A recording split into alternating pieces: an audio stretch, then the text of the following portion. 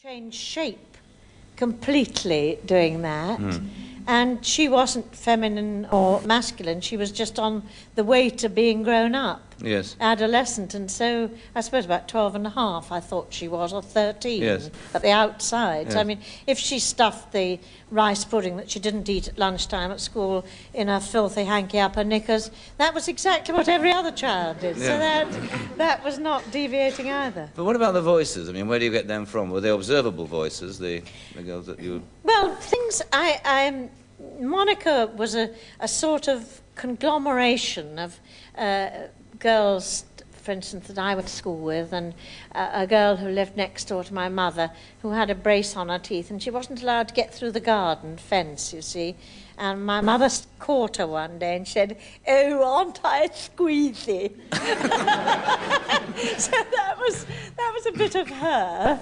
And then, of course, Marlene, she actually came when I worked in Birmingham, in pantomime, and I had very little responsibility in the theatre then, and I could take in a lot of other things, which one isn't able to do so much when there's a lot to do in the theatre. And I had a landlady, you know, who said, "Well, no, I don't eat much, you know. I don't fancy it when I cook it, you know. I never have breakfast. I just have bacon and egg. I force it down. So then I don't have another bite till 10 o'clock. I have a cup of tea and a few biscuits. Then nothing passes my lips till 11. She was at it all the time. And I thought this was so funny, and saying good night each.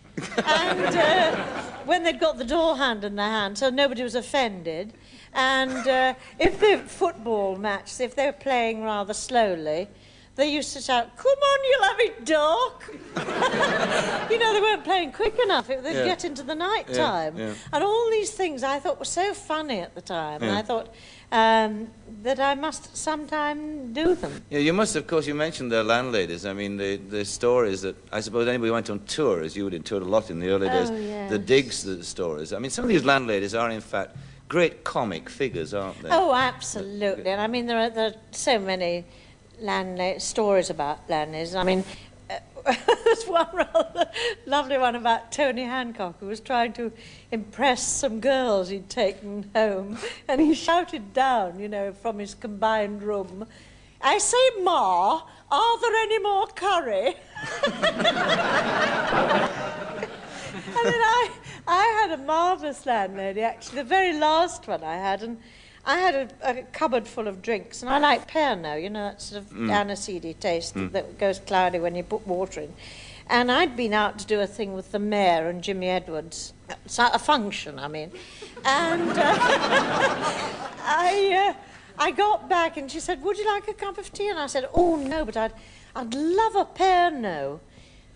And she said, "Shall I peel it for you?" And that was my very last landlady story, actually. Yeah. When, in fact, did you realise... I mean, what was the start of this career of yours as a comedian? When did you first realise you had the ability to make people laugh? Well, I started saying I wanted to do it when I was 4. Doing it is quite a different thing, because it's a very long apprenticeship. Yeah. And to find your own coat hanger is the difficult thing if you're going to be a comic. So I started actually by doing impressions of other people.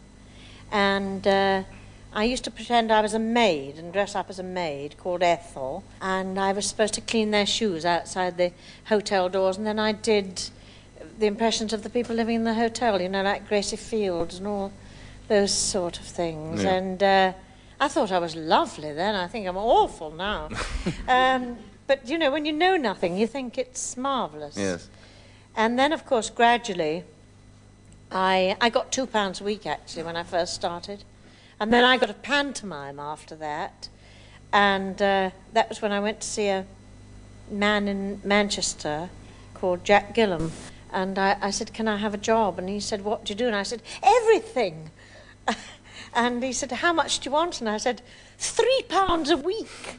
And he said, "All my life I've been looking for somebody who would do everything."